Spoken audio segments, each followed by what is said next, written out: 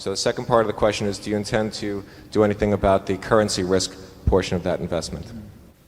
Second question related to hedging. the hedging of Do currency. we hedge? The answer to that is we don't. And Coca-Cola, as I mentioned, gets 80% of their earnings from a variety of currencies. The yen and the mark being two very important ones. They're going to be getting a very high percentage 5 years from now, 10 years from now. They do certain currency transactions, but it's a practical matter.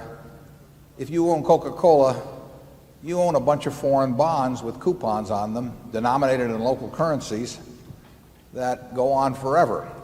Now, should you try and engage in currency swaps on all those coupons? You don't know what those coupons are yet because you don't know how much they're going to earn in Japan or Germany, but you do know it's going to go on for decades, and they're going to be very significant sums. Should you try and engage in a whole bunch of currency swaps to go on out and convert all that stream into dollars?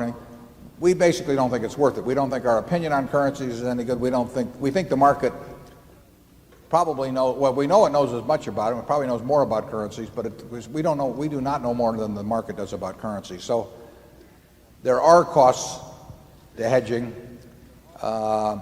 and even though interest rate structures may cause the curve to look flat going out forward, so that in effect there's no contango on it, there's still the cost. There are costs in it. Now it's a relatively efficient market, so that they're not huge.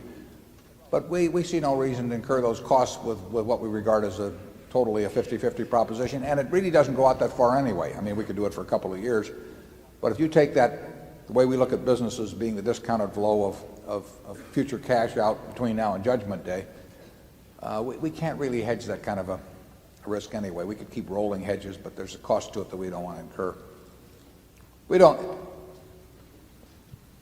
We wouldn't worry a whole lot about whether some portion of our earnings, whether it's from Guinness, whether it's from Coke, whether it's from Gillette, are denominated in some mixture of marks and pounds and yen and dollars, or whether they're all in dollars. We'd slightly prefer it if it were all in dollars, but we don't lose sleep over the fact that it may be coming from a mix of currencies like that.